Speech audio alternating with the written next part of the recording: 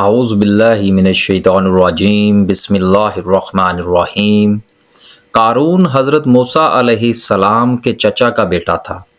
بہت ہی خوبصورت آدمی تھا، اسی لیے لوگ اس کے حسن و جمال سے متاثر ہو کر اس کو منور کہا کرتے تھے۔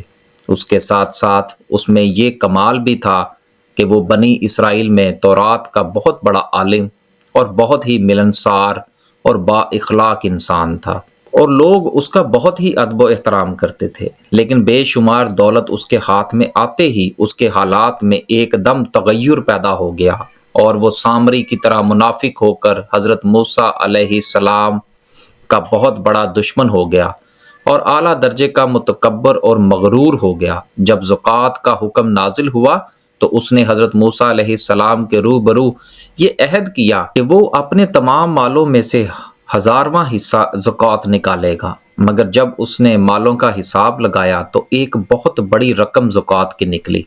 یہ دیکھ کر اس پر ایک دم حرص اور بخل کا بھوت سوار ہو گیا، اور نہ صرف زکوٰۃ کا منکر ہو گیا بلکہ عام طور پر بنی اسرائیل کو بہکانے لگا کہ حضرت موسیٰ علیہ السلام اس بہانے تمہارے مالوں کو لے لینا چاہتے ہیں۔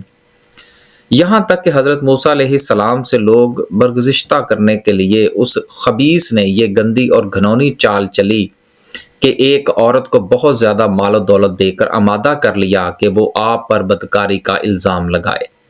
چنانچہ عین اسی وقت کہ حضرت موسیٰ علیہ السلام واز فرما رہے تھے، قارون نے آپ کو ٹوکا کہ فلاں عورت نے آپ سے بدکاری کی ہے۔ حضرت موسیٰ علیہ السلام نے فرمایا کہ اس عورت کو میرے سامنے لاؤ۔ چنانچہ وہ عورت بلائی گئی تو حضرت موسیٰ علیہ السلام نے فرمایا کہ اے عورت، اس اللہ کی قسم کھاؤ جس نے بنی اسرائیل کے دلیے دریا کو پھاڑ دیا اور عافیت اور سلامتی کے ساتھ پار کرا کر فرعون سے نجات دی، سچ سچ کہہ دے کہ واقعہ کیا ہے۔ حضرت موسیٰ علیہ السلام کے جلال سے عورت سہم کر کانپنے لگی، اور اس نے مجمع عام میں صاف صاف کہہ دیا کہ اے اللہ عز و جل کے نبی، مجھ کو قارون نے کثیر دولت دے کر آپ پر بہتان لگانے کے لیے آمادہ کیا ہے۔ اسی وقت حضرت موسیٰ علیہ السلام نے آبدیدہ ہو کر سجدے میں گر پڑے اور دعا مانگی، اے اللہ، قارون پر اپنا قہر و غضب نازل فرما۔ پھر آپ نے مجمع سے فرمایا کہ جو قارون کا ساتھی ہو وہ قارون کے ساتھ ٹھہرا رہے، اور جو میرا ساتھی ہو وہ قارون سے جدا ہو جائے۔ چنانچہ 2 خبیثوں کے سوا تمام بنی اسرائیل قارون سے الگ ہو گئے۔ پھر حضرت موسیٰ علیہ السلام نے زمین کو حکم دیا کہ اے زمین، تو اس کو پکڑ لے، تو قارون ایک دم گھٹنوں سمیت زمین میں دھس گیا۔ پھر آپ نے دوبارہ زمین سے یہی فرمایا تو وہ کمر تک زمین میں دھس گیا۔ یہ دیکھ کر قارون رونے اور بلبلانے لگا، اور قرابت داروں اور رشتہ داروں کا اگر آپ نے کوئی توجہ نہ دی، یہاں تک کہ وہ بالکل زمین میں دھنس گیا۔ 2 منحوس آدمی جو قارون کے ساتھی ہوئے تھے لوگوں سے کہنے لگے کہ حضرت موسیٰ علیہ السلام نے قارون کو اس لیے دھنسا دیا تاکہ قارون کے مکان اور اس کے خزانوں پر خود قبضہ کر لیں۔ تو آپ نے اللہ تعالیٰ سے دعا مانگی کہ قارون کا مکان اور خزانہ بھی زمین میں دھنس جائے۔ چنانچہ قارون کا مکان جو سونے کا تھا اور اس کا خزانہ سبھی زمین میں دھنس گیا۔ ارشاد ہے کہ قارون کا خزانہ، اس کو قرآن کی زبان سے سنیے۔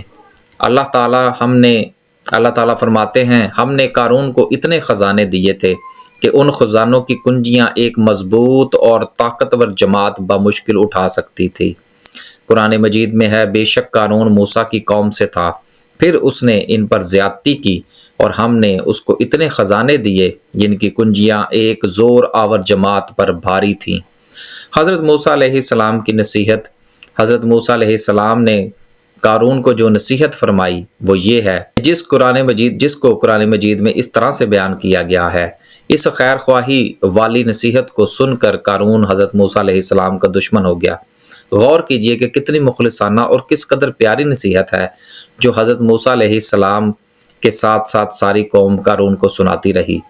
وہ یہ تھی کہ جب اس کی قوم نے کہا، اتراؤ نہیں، بے شک اللہ اترانے والوں کو دوست نہیں رکھتا، اور جو مال تجھے اللہ نے دیا ہے اس سے آخرت کا گھر طلب کر، اور دنیا میں اپنا حصہ نہ بھول، اور احسان کر جیسا اللہ نے تجھ پر احسان کیا، اور زمین میں فساد نہ مچاؤ۔